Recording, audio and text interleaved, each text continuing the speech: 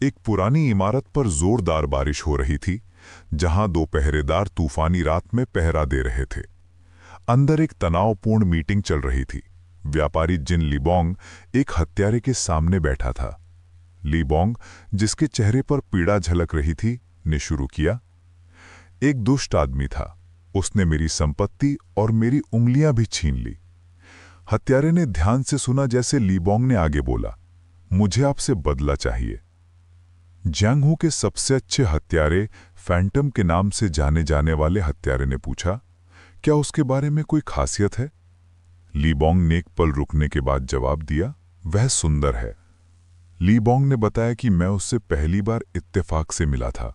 वह पहले तो साधारण लग रहा था, लेकिन सिर्फ 20 साल की उम्र में उसे सब कुछ पता था। उसने आगे कहा, 2 महीने एक साथ रहने के बाद उसने मुझे नशे में अपनी मार्शल आर्ट दिखाई। हत्यारे ने अब एक दीवार की तरफ देखा, जहां एक सांप का प्रतीक खुदा हुआ था। लिबोंग ने समझाया, उसकी मार्शल आर्ट का नाम थंडरबोल्ट स्वॉर्ड है। हत्यारे की आंखें चौड़ी हो गईं। उसने निशानों को पहचान लिया। वे कहानियां जिनके बारे में उसने सिर्फ सुना था। ये नैंगली सॉन्ग था, महान मार्शल मास्टर। लिबोंग ने जोड़ा, युद्ध के दौरान वह अब 20 साल से नहीं दिखा था। लिबोंग ने स्वीकार किया, मुझे भी पहले विश्वास नहीं हुआ। फिर उसने हत्यारे को एक पुरानी किताब दिखाई। उसने बताया कि अंत में उसने एक और आदमी की जान ले ली, जिसे मैंने उसके पीछे भेजा था। बदले में उसने मेरी संपत्ति ले ली। एक हताश विनती के साथ लिबोंग ने पूछा, कृपया उस आदमी को मार दो। हत्यारे ने काम के लिए सहमति दी। उसकी जांच उस इन में शुरू हुई जहां नैंगली सैंग ठहरा था। उसने एक नौकर से पूछा, जिसने उस आदमी की तारीफ की, वह हमारे लिए बहुत अच्छा था।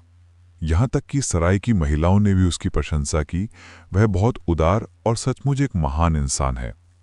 लेकिन एक दूसरे आदमी ने बात में शामिल होते हुए कहा, मुझे लगता है उसने किसी की उंगलियां काट दी। उसने नैंगली सैंग के जुआरियों पर सब कुछ दांव पर लगाने की बात बताई, जिससे उसे वह बेवकूफ जो हमेशा पैसे हारता है का नाम मिला। उसने एक टूर्नामेंट में भी हिस्सा लिया था। हत्यारा विरोधाभासी जानकारी से पूरी तरह भ्रमित हो गया। उसने फिर से नौकर को ढूंढा और पूछा, उसके आखिरी शब्द क्या थे? नौकर ने जवाब दिया, उसने कहा था कि वह एक अच्छी महिला की तलाश में था। नैंगली सैंग के कमरे का निरीक्षण करने पर हत्यारे ने उसे बेदाग, साफ और व्यवस्थित पाया। फिर भी उसकी तेज नजरों ने कुछ पकड़ लिया। उसे एक मैप मिला जिस पर लिखा था, हुबई पर विजय प्राप्त करो। उसे याद आया कि उस साल हुबई में 2 टूर्नामेंट होने वाले थे। जैसे ही वह इस पर विचार कर रहा था, उसने अचानक एक आवाज सुनी जिसमें पूछा जा रहा था, वह हुबई क्यों गया? उसने 3 पुरुषों के भागने की चर्चा सुनी। इससे पहले कि वह प्रतिक्रिया कर पाता, उस पर हमला कर दिया गया। 3 आदमी अब उसके सामने बैठकर चाय पी रहे थे और उसे तेज दर्द महसूस हुआ। एक दरांती ने उसका कंधा काट दिया था। एक आदमी ने चेतावनी दी, अगर तुम इसमें पड़ोगे तो सब कुछ गड़बड़ हो जाएगा। हत्यारा डर से भर गया अपने घायल कंधे को देखते हुए। फिर एक बूढ़े आदमी ने उसे चाय ऑफर की, युवा, क्या तुम एक ग्लास लोगे? हत्यारे का दिमाग तेजी से दौड़ा। उसने 2 दरांती और भारी आभा को पहचान लिया। ये सुप्रीम डीमन एम्प्रेस थी। उसे रियलाइज हुआ कि बूढ़ा आदमी वास्तव में एक महिला थी, जिसे ट्विन डीमन स्वॉर्ड यांग के नाम से जाना जाता था। फिर उसने एक और आदमी की तलवार की म्यान पर एक परिचित ड्रैगन प्रतीक देखा। वह नैंगली सैंग था, थंडरबोल्ट स्वॉर्ड। उसने अपने मन में सवाल किया, वे एक साथ क्यों हैं?